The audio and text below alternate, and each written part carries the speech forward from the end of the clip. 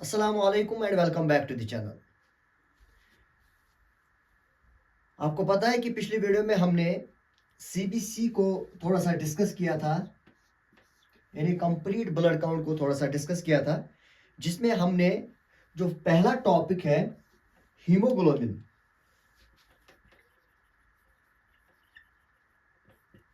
उसके कुछ टॉपिक्स हमने कवर किए थे, जैसे कि हीमोग्लोबिन कैसा होता है, स्ट्रक्चर किस तरह का होता है, ये हीमोग्लोबिन जो होता है ये बनता कैसे, यानी इसकी सिंथेसिस क्या होती है और बनने के बाद ये डिग्रेड कैसे होता है, ये हमने पिछली वीडियो में देखा था।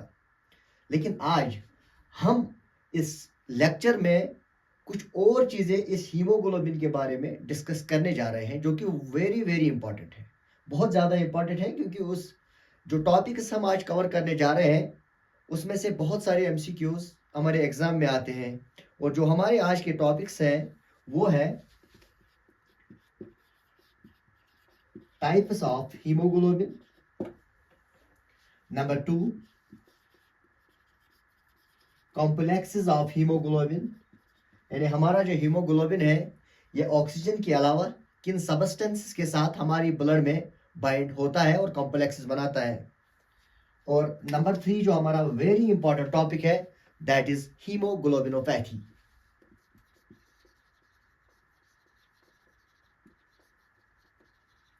Hemoglobinopathies means disorders related to the abnormalities of hemoglobin। जब हमारी बॉडी में abnormal hemoglobin बन जाता है, उसकी वजह से हमारी बॉडी में जो disorders होते हैं उनको हम डिस्कस करेंगे, जिनमें आपने दो नाम बहुत अच्छी तरह से सुने होंगे, one is sickle cell anaemia and another is thalassaemia, और उनको भी हम आज डिस्कस कर लेते हैं। आप वीडियो में बने रहें और हम इन टॉपिक्स को आज कवर कर लेंगे। टाइप्स ऑफ हीमोग्लोबिन, यानी नॉर्मल जो हमारे पास हीमोग्लोबिन होता है उसके कितने टाइप्स होते हैं नॉर्मली, कॉम्प्लेक्सेस ऑफ हीमोग्लोबिन, यानी एबनॉर्मली ये हीमोग्लोबिन ऑक्सीजन के अलावा किन सबस्टेंसेस के साथ बाइंड हो सकता है, और number 3 haemoglobinopathies, that means disorders related to the abnormalities of haemoglobin. जो पहला टॉपिक हम डिस्कस करेंगे that is types of haemoglobin.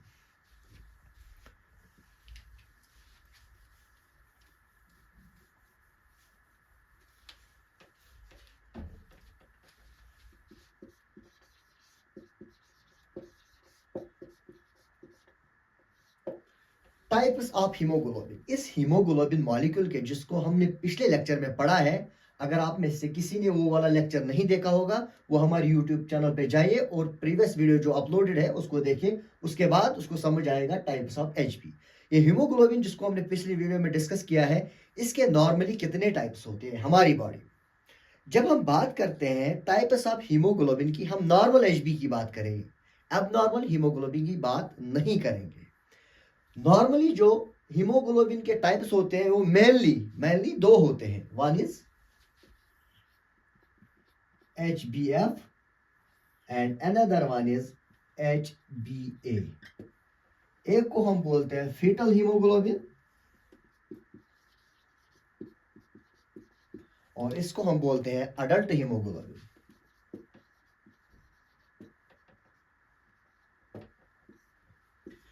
Fetal haemoglobin क्या होता है, अडल्ट हीमोग्लोबिन क्या होता है, लेकिन इससे पहले हम इनको डिस्कस करने में ये बोलना चाहता हूं कि ये जो HbF और HbA है ये दोनों नॉर्मल ही होते हैं। अगर ये भी हीमोग्लोबिन है और ये भी हीमोग्लोबिन है, ये HbF किस में होता है और ये HbA किस में होता है, और इन दोनों में डिफरेंस कहां पे होता है। याद रहे, जब हम इस हीमोग्लोबिन के टाइप्स के बारे में बात करते हैं, ये डिपेंड करता है कि हीमोग्लोबिन में ग्लोबिन जो मॉलिक्यूल होता है वो किस तरह का होता है। जैसे कि हमें पता है कि जो नॉर्मल हीमोग्लोबिन होता है उसमें क्या होता है, एक होता है हीम पार्ट और दूसरा होता है ग्लोबिन पार्ट। चाहे आपके पास HbF हो चाहे आपके पास HbA हो, जो हमारे पास ये हीम मॉलिक्यूल होता है ये सेम ही रहता है। इसमें क्या होता है, इसमें iron in the ferrous form और एक पायरोल रिंग्स होते हैं जिसको पोरफायरन रिंग बोलते हैं हम।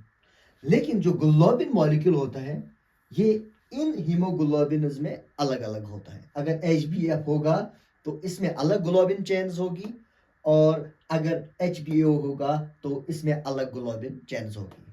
किसमें कौन सी ग्लोबिन चैनल्स है वो हम देख लेते हैं। HbF, HbF में जो हीम जो होता है, हीम दोनों में सेम ही होगा, हीम इसमें भी होगा, हीम इसमें भी होगा, लेकिन इसमें जो ग्लोबिन्स होंगे वो होंगे 2 अल्फा और उसके बाद होंगे हमारे पास 2 गामा। यानी जो ग्लोबिन चेन्स होते हैं, मैंने बोला था एक हीमोग्लोबिन मॉलिक्यूल में 4 हीम मॉलिक्यूल 4 ग्लोबिन मॉलिक्यूल के साथ बाइंड होते हैं। अगर हमारे पास 4 हीम मॉलिक्यूल्स हैं वो बाइंड हो जाएंगे 2 अल्फा और 2 गामा के साथ, तब बनता है HbF। तो अगर आपसे कोई पूछता है HbF क्या होता है, ये फीटल हीमोग्लोबिन होता है जो कि बच्चों में होता है, इंट्रा यूटेराइन लाइफ में होता है। जो बच्चा माँ के पेट में होता है उसमें जो हीमोग्लोबिन होता है वो HbF होता है। उसमें हीम मॉलिक्यूल तो होता ही होता है, लेकिन जो ग्लोबिन मॉलिक्यूल है उसमें चेन जो होते हैं 4 चेन्स, 2 होंगे अल्फा और 2 होंगे गामा।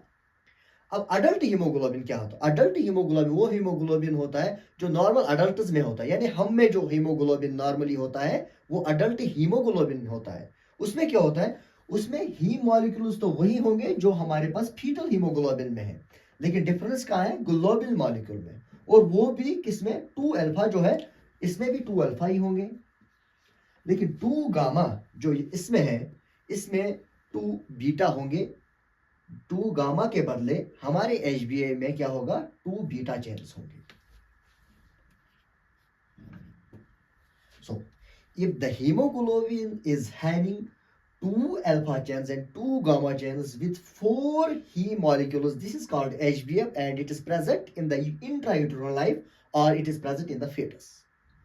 और जो HB अडल्ट हीमोग्लोबिन के नाम से हम जानते हैं, इसमें हीम मॉलिक्यूल जो होते हैं 4 हीम मॉलिक्यूल्स किससे बाइंड होंगे, 4 ग्लोबिन मॉलिक्यूल्स के साथ, जिनमें 2 अल्फा जो और 2 बीटा मॉलिक्यूल्स होंगे। तो डिफरेंस अगर हम फीटल हीमोग्लोबिन और HbA में देखेंगे, that is only in this, इसमें 2 गामा इसमें 2 बीटा चेन्स होते हैं। ये गामा चेन क्या होती है और ये बीटा चेन क्या होती है? चाहे आप अल्फा चेन ले लो, चाहे आप गामा चेन ले लो, चाहे आप बीटा चेन ले लो, ये सारे होते हैं पेप्टाइड चेन्स। ये इस तरह से पेप्टाइड चेन्स होते हैं। अल्फा की बात करेंगे, this is peptide chain.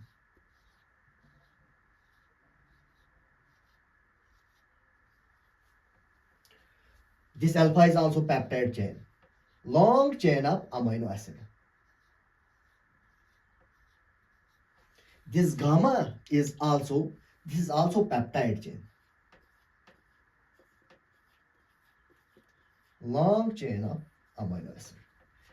This beta is also long chain of amino acid, means this is also a peptide chain. और इसी तरह से क्या होते हैं, इसमें 2 अल्फा चेन्स, यहां से 2 alpha chains, 2 gamma chains, 2 beta chains, ये भी 2, ये भी 2, ये भी 2 और ये भी 2 होंगे। अब जब हम अल्फा चेन की बात करते हैं, जो इसमें भी है और इसमें भी है, ये जो अमीनो एसिड की चेन होती है, पेप्टाइड चेन होती है, इसमें कितने अमीनो एसिड्स होते हैं, 141 अमीनो एसिड। अल्फा चेन में 141 अमीनो एसिड्स होते हैं, जबकि हमारे बीटा चेन में 146 अमीनो एसिड्स होते हैं। और हमारी गामा चेन में भी 146 अमीनो एसिड्स होते हैं। अल्फा चेन में 141 अमीनो एसिड्स, गामा चेन में 146, अल्फा में अगेन 141 एंड बीटा में अगेन 146 अमीनो एसिड्स। तो अगर अल्फा चेन में 141 अंडरस्टूड है, अगर गामा में भी 146 है और बीटा में भी 146 है, तो हम इसको अल्फा क्यों बोलते हैं, इसको गामा क्यों बोलते हैं हम, और इसको बीटा क्यों बोलते हैं? हम इसको गामा इसलिए बोलते हैं क्योंकि जब हम बात करते हैं फीटल हीमोग्लोबिन की, इस गामा चेन के 143 जो अमीनो एसिड होता है, टोटल कितने हैं, 146 अमीनो एसिड जो होते हैं, इसमें से जो 143 अमीनो एसिड होता है, 143 पोजीशन पे जो अमीनो एसिड होता है वो होता है सेरीन। क्या होता है, सेरीन। और जो बीटा चेन में 143 अमीनो एसिड है वो क्या है? वो है हिस्टिडीन। तो यहां पे हमें एक चीज समझ आया, अगरचे यहां पे अमीनो एसिड्स के नंबर में डिफरेंस नहीं है, लेकिन यहां पे जो कंटेंट ऑफ अमीनो एसिड है वो डिफरेंट है। क्योंकि हमने देखा है अगर ये भी 146 अमीनो एसिड का है, ये भी 146 अमीनो एसिड का है, इनकी डिफरेंस कहां पे है? 143rd position, mainly 143rd position पे होती है, जहां पे आपके गामा चेन के 143rd पोजीशन पे सीरीन होगा और आपके बीटा चेन के 143rd पोजीशन पे हिस्टिडीन होगा। जो कि ये सीरीन जो 143rd पोजीशन पे है, ये इसको गामा चेन बनाता है और ये इसको बीटा चेन बनाता है। तो अब हमें ये समझ आया कि यहाँ पे जो फीटल हीमोग्लोबिन एचबीए में डिफरेंस कहाँ है? ग्लोबिन चेन में। और इसमें फीटस में होगा 2 अल्फा 2 गामा और एडल्ट में होगा 2 अल्फा एंड 2 बीटा चेन्स। ये जो हीमोग्लोबिन एफ होता है, इसके बारे में हम बात करते हैं। फीटल हीमोग्लोबिन,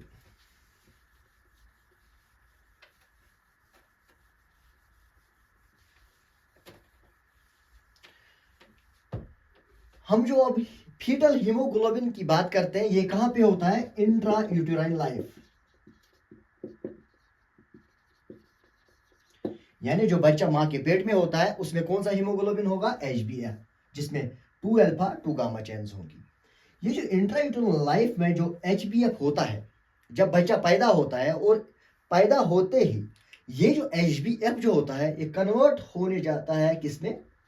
एचबीए में। यानी जब बच्चा पैदा होता है तो ये एचबीएफ कन्वर्ट होता है किसमें? एचबीए में। इन अदर वर्ड्स हम कहेंगे कि ये जो गामा चेन होती है, ये किसमें कन्वर्ट होती है? बीटा चेन में। 1 साल के बच्चे में जब बच्चा पैदा होता है तो 1 साल के बाद लगभग जो foetal haemoglobin at birth 70 to 90% होता है।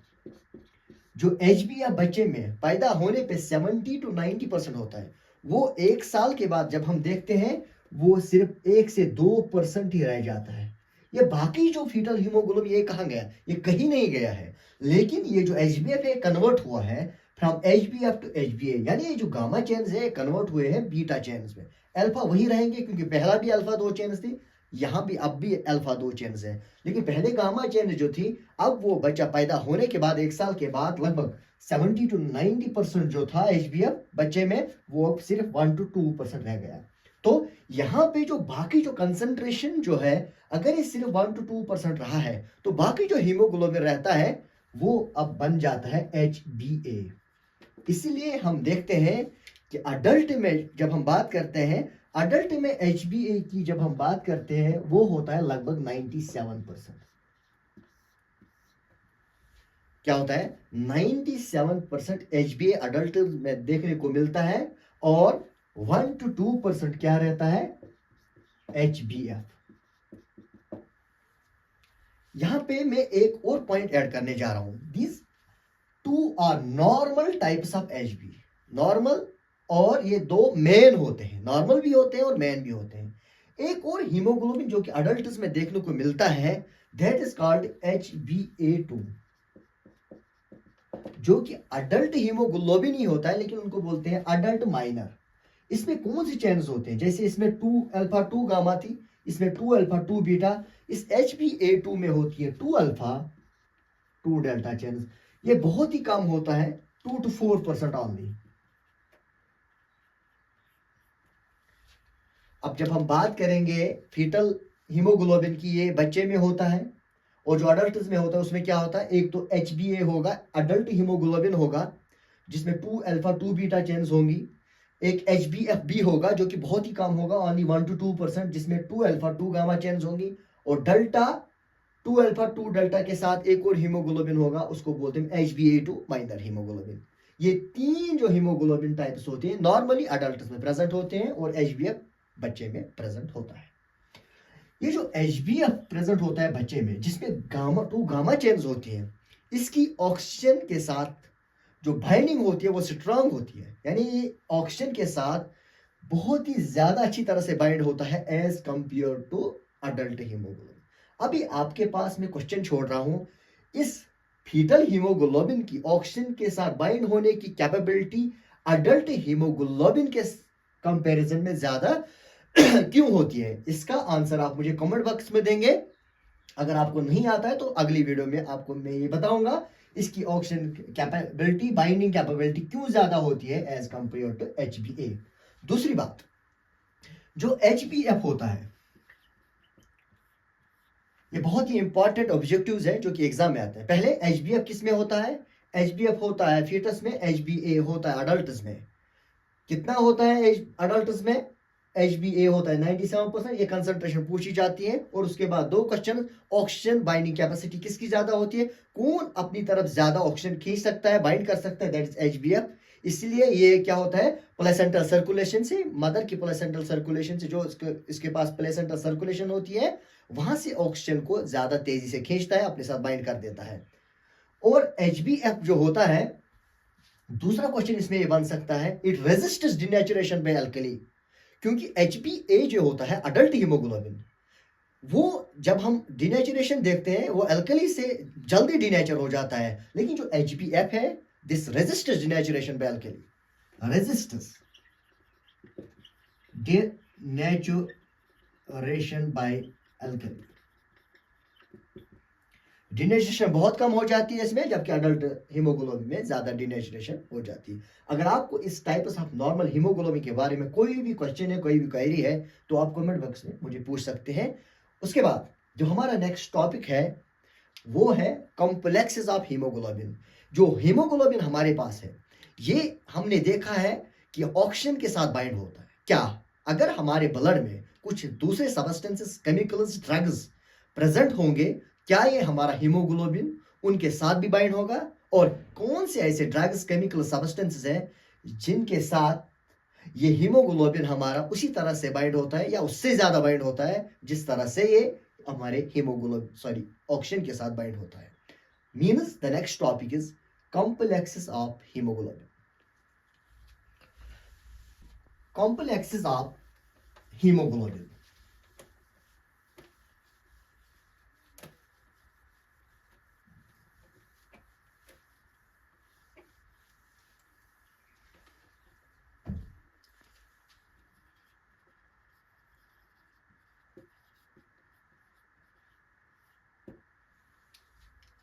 कॉम्प्लेक्सेस ऑफ हीमोग्लोबिन में हम क्या पढ़ेंगे? ये हीमोग्लोबिन जो होता है, ये कुछ दूसरे सब्सटेंसेस के साथ भी कॉम्प्लेक्सेस बनाता है।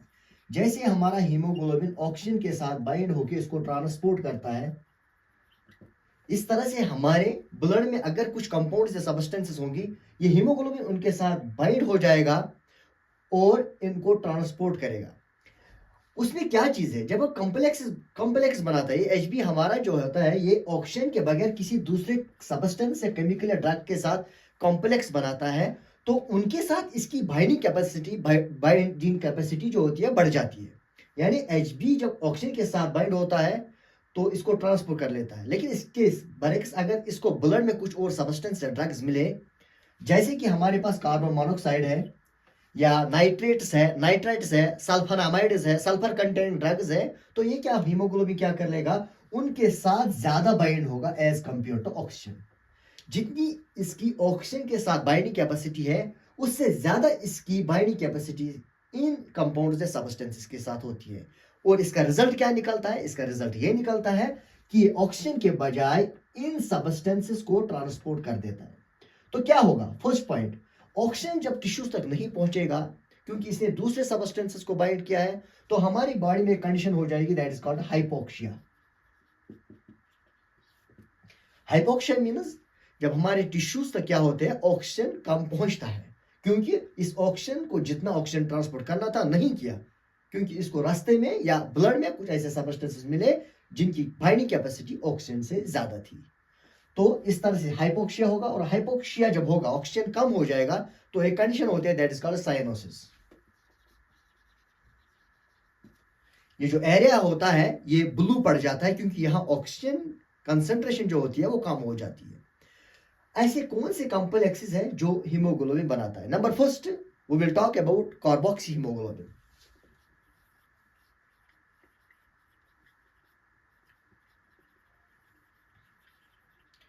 कार्बोक्सी हीमोग्लोबिन मींस जब हमारा हीमोग्लोबिन जो होता है कार्बन मोनोक्साइड के साथ बाइंड हो जाता है, इसको हम बोलते हैं कार्बोक्सी HbCO, कार्बोक्सी हीमोग्लोबिन। जब हमारा हीमोग्लोबिन कार्बन मोनोऑक्साइड के साथ बाइंड होगा, जब हमारा Hb कार्बन मोनोऑक्साइड के साथ बाइंड होगा तो ये Hb जो होता है ये ऑक्सीजन के साथ बहुत ही कम बाइंड होगा, यानी इस ऑक्सीजन को कम जगह मिलेगी हीमोग्लोबिन के साथ बाइंड होने के लिए, क्योंकि इसने अपने साथ कार्बन मोनोऑक्साइड को बाइंड किया होगा, क्योंकि इसकी बाइंडिंग कैपेसिटी ज्यादा होती है। ये भी एग्जाम में पूछा जाता है किसकी बाइंडिंग कैपेसिटी हीमोग्लोबिन के साथ ज्यादा है, कार्बन मोनोऑक्साइड की या ऑक्सीजन की? तो आपका आंसर होना चाहिए कार्बन मोनोऑक्साइड। और ये जो कंडीशन है ये उन लोगों में पाया जाता है जो कि स्मोकर्स होते हैं, जो कि क्या होते हैं? स्मोकर्स। स्मोकर्स में क्या होता है, कार्बन मोनोऑक्साइड जो होता है वो Hb के साथ बाइंड होता है और कार्बोक्सी हीमोग्लोबिन बनाता है। तो स्मोकर्स में जो हीमोग्लोबिन आपको मिल जाएगा that is HbCO as compare to HBO, जो कि ऑक्सीजन के हीमोग्लोबिन के साथ ऑक्सीजन जो होगा उसके बजाय आपको हीमोग्लोबिन कार्बन मोनोऑक्साइड के साथ पाया जाएगा। ठीक है। The number 2 is myth haemoglobin. What is myth hemoglobin?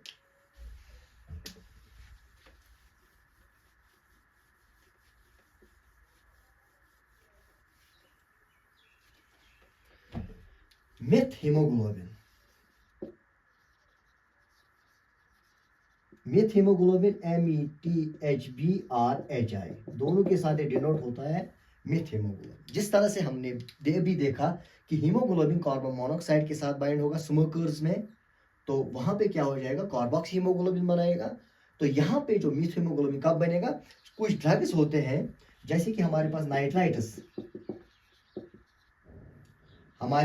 Nitrates, फिनास्टिन्स, ऐसे ड्रग्स होते हैं जो कि हमारे Hb के साथ बाइंड होते हैं और बाइंड होके क्या करते हैं, बाइंड होके जो हमारे पास हीमोग्लोबिन में आयरन फेरस फॉर्म में होता है वो कन्वर्ट हो जाता है किसमें, फेरिक फॉर्म में।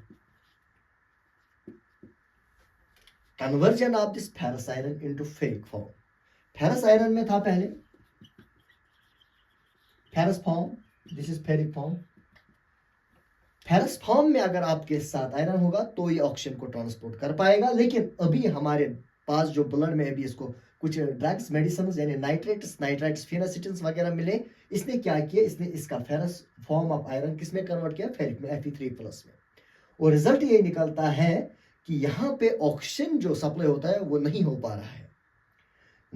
रहा है, इसकी वजह से आगे क्या हो जाएंगे, इसकी वजह से हमारी बॉडी में कुछ कॉम्प्लिकेशंस हो जाएंगे।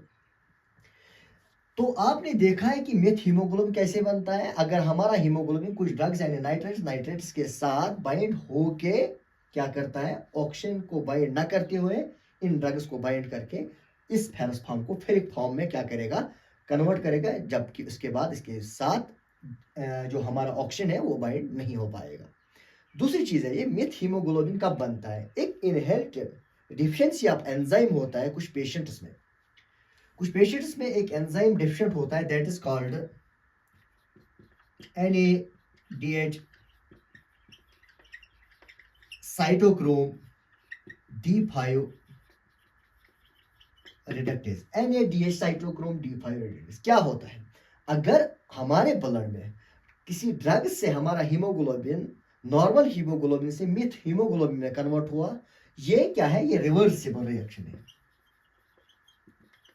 ये रिवर्सिबल प्रोसेस है, यानी ये कन्वर्ट हुआ मिथ हीमोग्लोबिन वापस कुछ कंटेंट जो होता है, अगर एक 2-3%, 5%, 4% कन्वर्ट हुआ है तो ये वापस रिवर्स होके नॉर्मल हीमोग्लोबिन में कन्वर्ट हो सकता है, और उस एंजाइम का नाम है NADH cytochrome D5 reductase.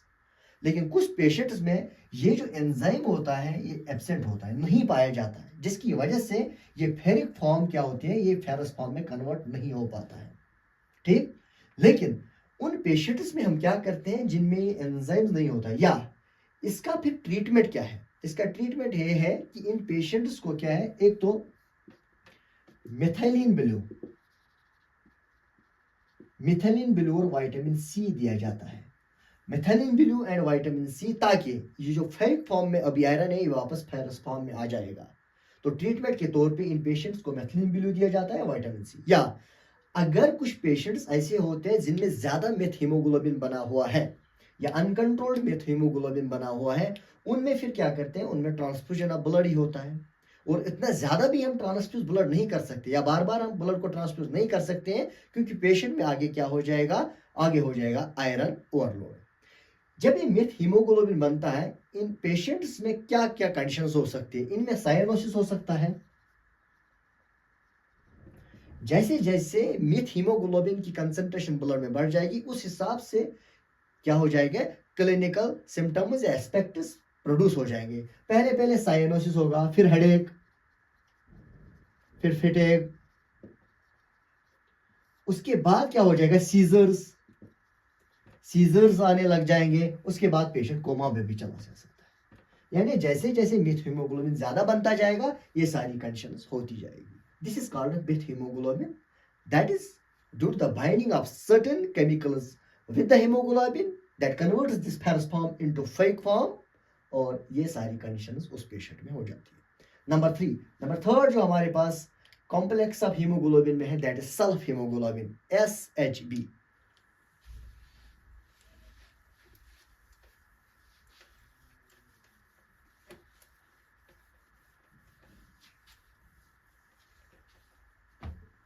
Sulph haemoglobin,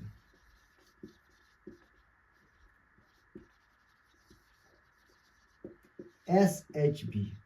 एक होता है सिकल सेल हीमोग्लोबिन, जिसको हम बाद में पढ़ेंगे अभी इसी टॉपिक में, लेकिन उसको हम डिनोट करेंगे HBS से, लेकिन ये है SHB, सल्फ हीमोग्लोबिन। ये सल्फ हीमोग्लोबिन क्या होता है, जिस तरह से हमने कार्बोक्सी हीमोग्लोबिन में पढ़ा है, कार्बोक्सी हीमोग्लोबिन क्या होता है, जब कार्बन मोनोऑक्साइड हीमोग्लोबिन के साथ बाइंड होगा। मिथ हीमोग्लोबिन जब कुछ ड्रग्स, मेडिसिन, नाइट्रेट्स वगैरह हीमोग्लोबिन के साथ बाइंड होगी तो मिथ हीमोग्लोबिन। इसी तरह से अगर कुछ ड्रग्स जिनमें सल्फर होगा, यानी सल्फोनामाइड्स,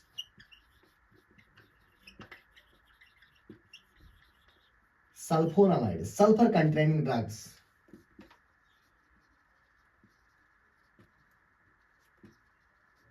हमारे HB के साथ बाइंड होंगे, तो उस हीमोग्लोबिन को हम बोलते हैं सल्फ हीमोग्लोबिन। याद रहे, ये sulph haemoglobin sulphur containing drug से बन जाता है। एक बार ये सल्फ हीमोग्लोबिन बन गया है, जिस तरह से हमने देखा मिथ हीमोग्लोबिन इज रिवर्सिबल, उसको क्या कर सकते हैं, एक एंजाइम उस मिथ हीमोग्लोबिन की कंसंट्रेशन को वापस नॉर्मल हीमोग्लोबिन में कन्वर्ट कर सकता है। लेकिन यहाँ पे जो मैटर है वो कुछ डिफरेंट है, कि एक बार सल्फ हीमोग्लोबिन बन गया, हीमोग्लोबिन ने सल्फर के साथ बाइंड किया है, ये रिवर्स नहीं हो जाएगा। ये कब तक रहेगा, ये तब तक रहेगा जब तक कि आरबीसी जिंदा रहेगी। कितने दिन के लिए, what's the life span of RBC, 120 days. और ये आरबीसी अगर 120 दिन तक रहेगी, अगर इसमें सल्फ हीमोग्लोबिन बन गया है, तो ये सल्फ हीमोग्लोबिन भी 120 दिन तक रहेगा। राइट, मीन्स दूसरा क्वेश्चन यहाँ पे, meth haemoglobin is reversible and sulph meth haemoglobin is irreversible. अब हम इसमें क्या कर सकते हैं, इसमें हम एक चीज कर सकते हैं, हम सल्फर कंटेनिंग ड्रग जो होते हैं, हम इनको लेना बंद करेंगे। और अगर सल्फर कंटेनिंग हीमोग्लोबिन यानी सल्फ हीमोग्लोबिन कुछ ज्यादा ही हमारे ब्लड में बन गया है, तो हम उस पेशेंट में सीधा ट्रांसफ्यूज करते हैं, ट्रांसफ्यूजन ऑफ ब्लड। ये सिंपली कुछ कॉम्प्लेक्सेस ऑफ हीमोग्लोबिन थे, जिसमें आप तीन चीजें याद रखोगे, carboxy haemoglobin, meth haemoglobin and sulph haemoglobin. Carbon monoxide bind होगा तो कार्बोक्सी हीमोग्लोबिन। ये तीनों चीजें जब हमारे हीमोग्लोबिन के साथ बाइंड होते हैं, तो ये ऑक्सीजन की ट्रांसपोर्ट में हिंड्रेंस पैदा करते हैं, क्योंकि हीमोग्लोबिन की एफिनिटी इनके साथ ज्यादा है एज कंपेयर टू ऑक्सीजन। ये एग्जाम में पूछा जाता है। Now we are going to discuss the most important topic of this lecture, that is hemoglobinopathies. What is hemoglobinopathy? Hemoglobinopathies.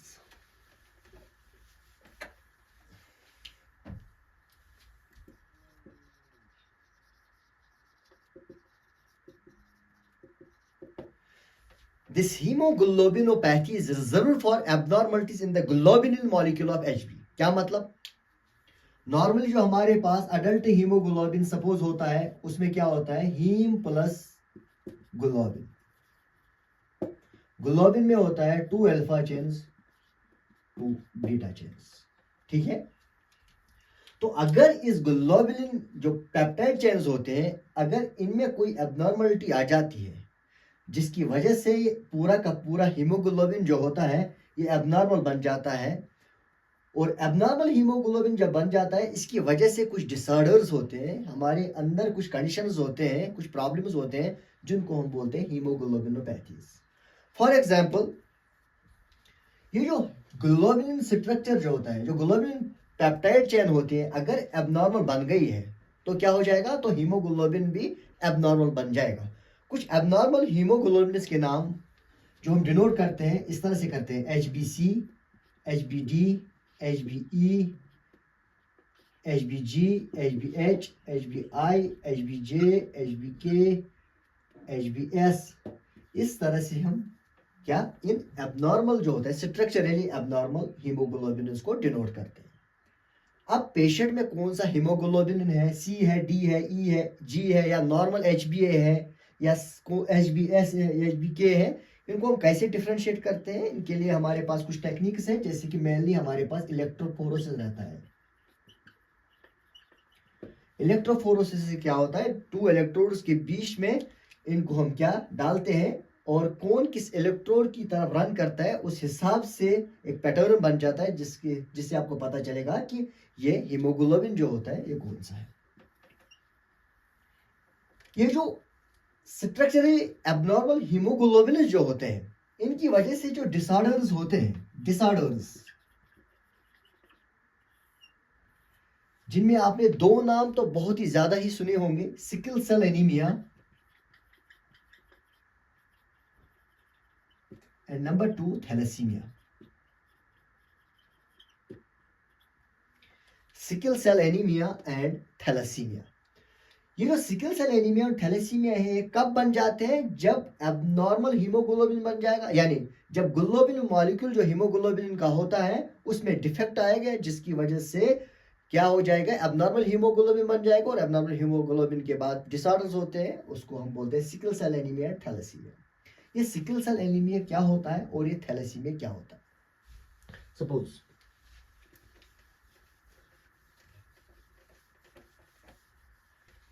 Suppose हमारी बॉडी में जो HbA होता है उसमें 2 चेन्स होती हैं, ग्लोबिन चेन्स। एक होती है alpha chain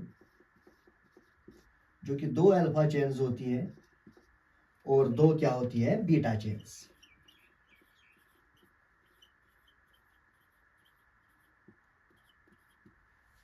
normally 2 alpha chains होती है और 2 बीटा चेन्स होती है।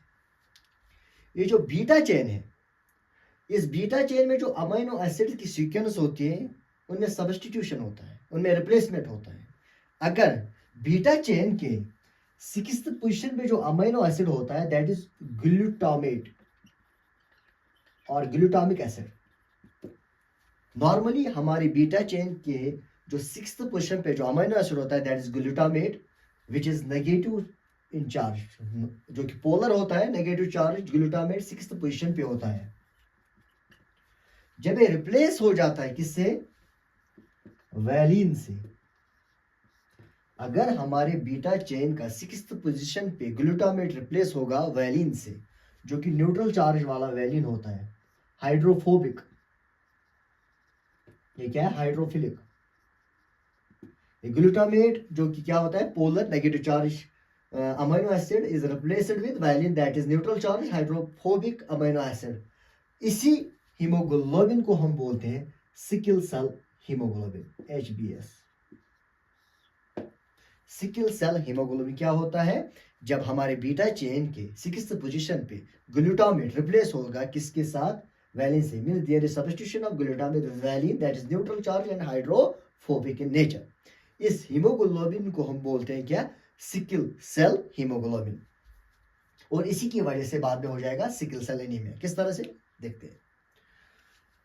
पहला पॉइंट इसमें यह है कि अगर ये जो बीटा चेन है, अगर ये जो रिप्लेसमेंट हो रहा है, ये क्यों हो रहा है, क्योंकि इसमें जो जीन्स रेस्पॉन्सिबल होते हैं ये पेप्टाइड चेन बनाने के लिए, बीटा पेप्टाइड चेन, ये बीटा पेप्टाइड चेन, ये बीटा पेप्टाइड चेन, ये अल्फा, ये अल्फा। ये जो बीटा पेप्टाइड चेन है that is present on the chromosome number 11, इस जीन में क्या होता है, इस जीन में म्यूटेशन आती है, इसको हम बोलते हैं पॉइंट म्यूटेशन।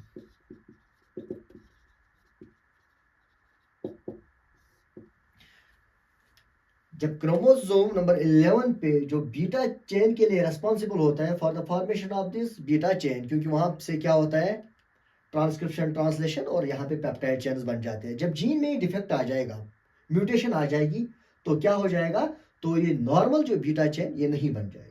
याद रहे, अगर ऑफ स्प्रिंग में यानी बच्चे में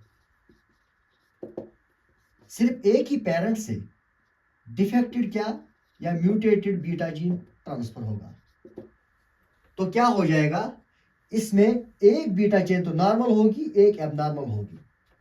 यानी इस ऐसी वाली कंडीशन में यानी 2 अल्फा तो होगा, लेकिन जो 2 बीटा होगा उसमें सिर्फ एक बीटा चेन नॉर्मल होगी, तो एक सल्फ वाली होगी। यानी इस वाले इंडिविजुअल में दोनों HbA भी होगा जो कि अडल्ट हीमोग्लोबिन होगा, क्योंकि दोनों बीटा चेन्स में अभी डिफेक्ट नहीं आया है, क्योंकि जो डिफेक्टेड जीन है वो सिर्फ एक ही क्रोमोसोम से आया है जो कि एक ही पेरेंट से है।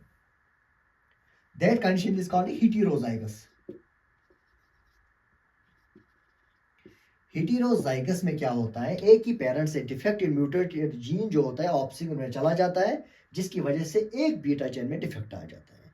यानी इस इंडिविजुअल में HbA भी होगा और HbS भी होगा, सल्फ हीमोग्लोबिन भी होगा, HbA भी होगा, और इसी को बोलते हैं सिकल सेल ट्रेट। याद रहे, very important, sickle cell trait.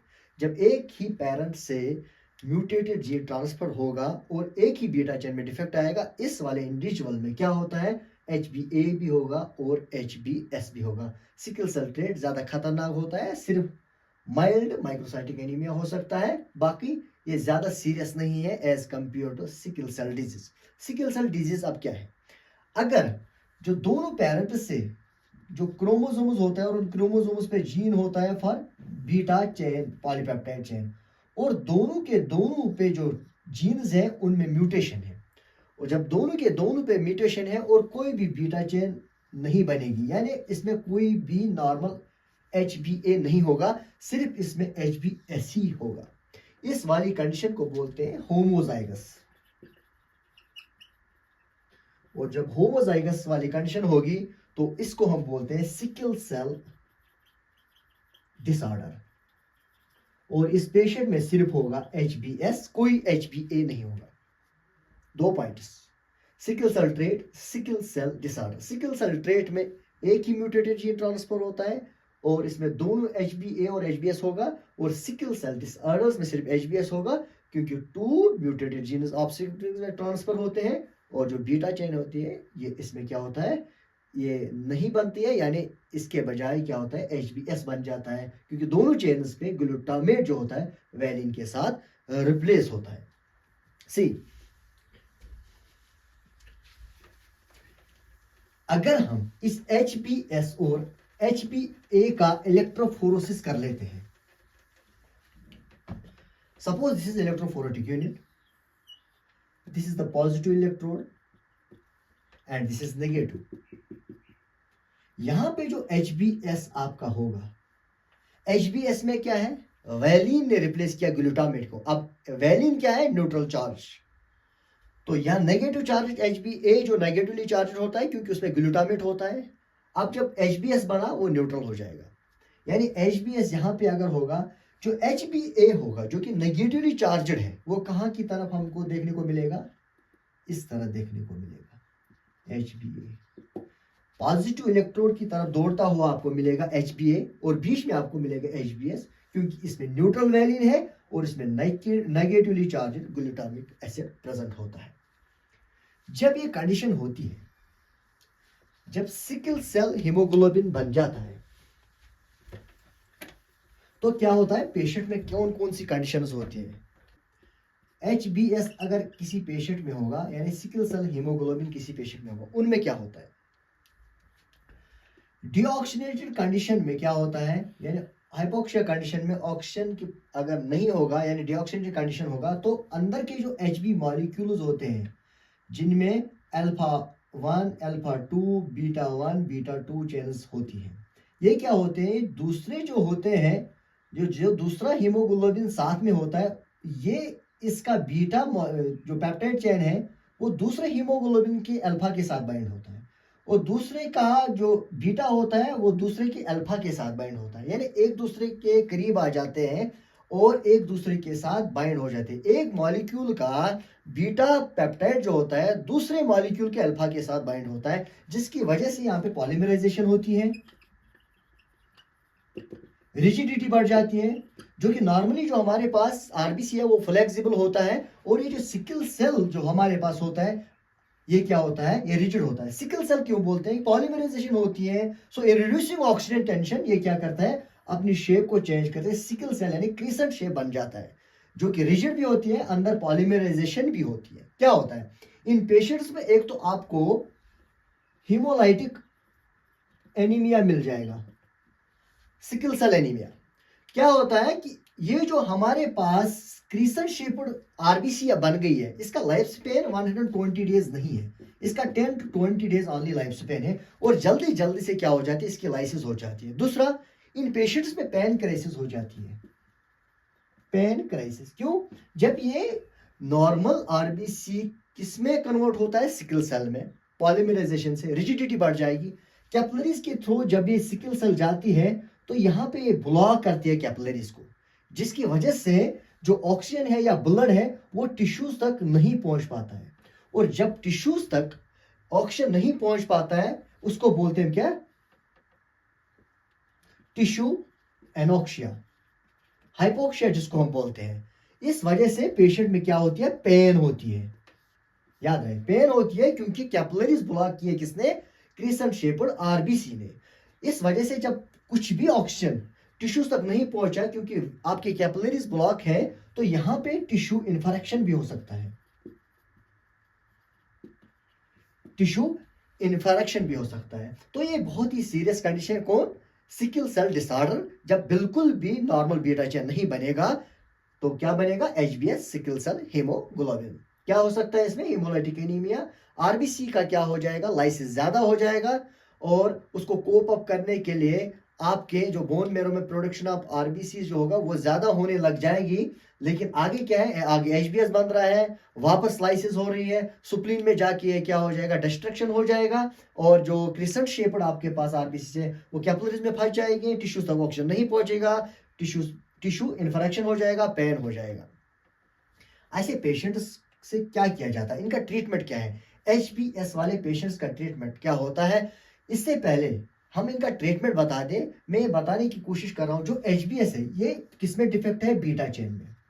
एक क्वेश्चन यहाँ पे एमसीक्यूज में पूछा जाता है कि बीटा चेन में अगर डिफेक्ट है तो क्या HbS, sickle cell haemoglobin foetus में होगा, क्या सिकल सेल हीमोग्लोबिन फीटस में होगा, ये आप मुझे कमेंट बॉक्स में बताइए। अगर आपको नहीं आता है इसका आंसर तो मैं नेक्स्ट वीडियो में ये आंसर बता दूंगा।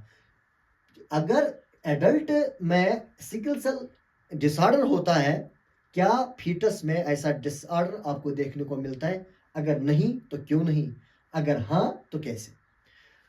तो इसका ट्रीटमेंट पढ़ लेते हैं। ट्रीटमेंट में क्या करते हैं हम सिकल सेल डिसऑर्डर्स में पेशेंट को हाइड्रोक्सी यूरिया देते हैं, ताकि ये हाइड्रोक्सी यूरिया जो होता है ये HbF में, HbA को किस में कन्वर्ट करेगा, HbF में, किस में करेगा, HbF में। और जब HbF में कन्वर्ट करेगा तो क्या होगा, ये उसी ऑब्जेक्टिव का आंसर है जो मैंने आपको पहले क्वेश्चन में पूछा था कि क्या सिकल सेल हीमोग्लोबिन फीटस में होगा, नहीं होगा। क्यों, क्योंकि उसमें अल्फा चेन्स और गामा चेन्स होते हैं। जब किसी हीमोग्लोबिन बीटा चेन है ही नहीं तो बीटा चेन में डिफेक्ट आएगा कैसे। और हम हाइड्रोक्सी यूरिया इसलिए देते हैं ताकि HbA कन्वर्ट हो जाए किसमें, HbF में, ताकि इसमें क्या नहीं रहे, बीटा चेन नहीं रहे और सिकल सेल हीमोग्लोबिन नहीं बनेगा। दूसरी कंडीशन हम क्या करते हैं, हम पेशेंट को हाइड्रेटेड रखते हैं। हाइड्रेटेड इसलिए रखते हैं क्योंकि डिहाइड्रेशन के केस में ये हीमोग्लोबिन मॉलिक्यूल जो होते हैं आपस में क्लोज आ जाते हैं, एक दूसरे से क्या होते हैं, बाइंड करते हैं। एक मॉलिक्यूल का बीटा दूसरे मॉलिक्यूल के अल्फा के साथ बाइंड होता है, जिसकी वजह से रिजिडिटी ज्यादा बढ़ जाती है। और पेन क्राइसिस में क्या होता है, जब पेशेंट में पेन बढ़ जाता है उसमें एनाल्जेसिक्स देते हैं। और याद रहे, अगर methaemoglobin, carboxyhaemoglobin, sulphur haemoglobin की तरह जैसे हमने पढ़ा था, कंडीशन सीरियस हो चुकी है तो सीधा का सीधा ब्लड को ट्रांसफ्यूजन करना पड़ेगा। Transfusion of blood. और ज्यादा ट्रांसफ्यूजन नहीं करते हैं, क्यों? क्योंकि वही बात कि इसमें आयरन ओवरलोड हो सकता है। This was sickle cell haemoglobin and in the next video we will talk about thalassaemia, a very important topic. तो यहाँ पे अगर कोई आपको कंफ्यूजन है या जितने भी मैंने ऑब्जेक्टिव्स यहाँ पे बता दिए या कोई भी क्वेरी है तो आप कमेंट बॉक्स में लिख सकते हैं। तब तक के लिए खुदा हाफिज, मिलते हैं अगले वीडियो में।